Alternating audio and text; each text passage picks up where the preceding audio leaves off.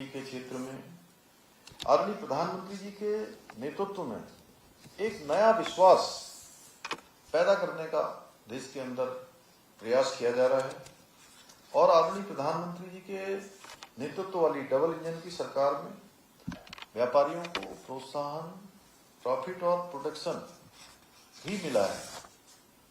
हमारी राज्य सरकार भी आदरणीय प्रधानमंत्री जी के नेतृत्व में ईज ऑफ डूइंग बिजनेस और व्यापार सुधार कार्य योजना के माध्यम से राज्य में निवेश और उद्यमिता के लिए अनुकूल वातावरण बनाने का प्रयास कर रही है। भाइयों बहनों, हमने राज्य में राजकोषीय अनुशासन को भी मजबूती से स्थापित किया है।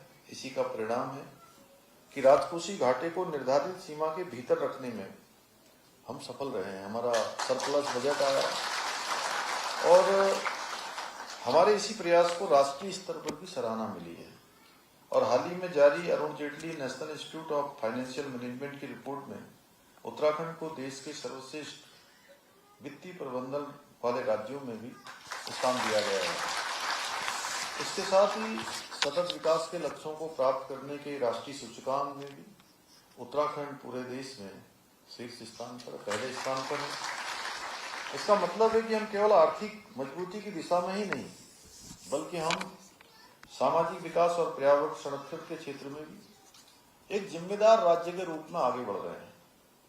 भाइयों बहनों, हमारी सरकार ने हमेशा माना है कि राजस्व वृद्धि केवल आंकड़ों का खेल नहीं है, बल्कि एक विश्वास की प्रक्रिया है।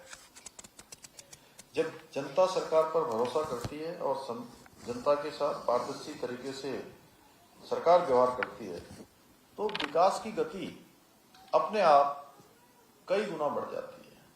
विकास तेजी से दौड़ने लगता है। यही कारण है कि हमने वित्तीय प्रबंधन के क्षेत्र में नवाचारों के अधिकतम प्रयोग पर बल दिया है। हमारा लक्ष्य है कि राज्य की वित्तीय व्यवस्था को इतना मजबूत बनाया जाए कि आने वाले समय में उत्तराखंड देश में आर्थिक विकास के क्षेत्र में देश का नंबर 1 राज्य बन सके। और मुझे पूरा विश्वास है प्रदेश के आप जैसे सभी जागरूक उपभोक्ताओं के सहयोग से हम इस लक्ष्य को अवश्य प्राप्त करेंगे। बहुत सारे क्षेत्रों में हम नवाचार कर रहे हैं। पिछली बार जिस दिन हम लकी ड्रॉ निकाल रहे थे, मैंने उस दिन आप सबसे खनन क्षेत्र के बारे में चर्चा की थी और शायद बहुत सारे कम लोगों को पता था कि खनन के क्षेत्र में एकदम से जो राजस्व में वृद्धि हुई है, नई जो उसमें हमने नवाचार किया है, सीधे हमारा जो साल भर का जो हमारा राजस्व प्राप्ति होती थी वो 400 करोड़ से बढ़कर सीधे 1200 करोड़ में पहुंच गई है। और हमने जो अनेक नए प्रावधान उसमें किए हैं राज्य के राजस्व के संग्रहण में वृद्धि करने के लिए भी और लोगों की सुविधा के लिए भी। और जो भारत सरकार ने एक मानक तय किए हैं, उन मानकों को ठीक प्रकार से उन पर काम करते हुए हमको देश के अंदर जो देश के शीर्ष राज्य हैं, पहले और दूसरे स्थान पर जिनका नंबर आता है, हमारा नंबर उसमें आया है। उसी का परिणाम है कि पिछले 2 माह में हमको 100 करोड़ रुपए की अतिरिक्त धनराशि प्रोत्साहन राशि के रूप में भारत सरकार के द्वारा प्रदान की जा रही है। मैं आज के इस अवसर पर पुनः आप सभी से अपील करता हूं कि अपनी प्रत्येक खरीदारी पर बिल मांगकर लेन देन की जो प्रक्रिया है उसको पारदर्शी बनाएं और राज्य के विकास में अपनी सक्रिय भागीदारी निभाकर राज्य की उन्नति में, राज्य की गति में अपना योगदान सुनिश्चित करें, क्योंकि आपका बिल राज्य का बल है और आपका योगदान उत्तराखंड के उज्जवल भविष्य की गारंटी है।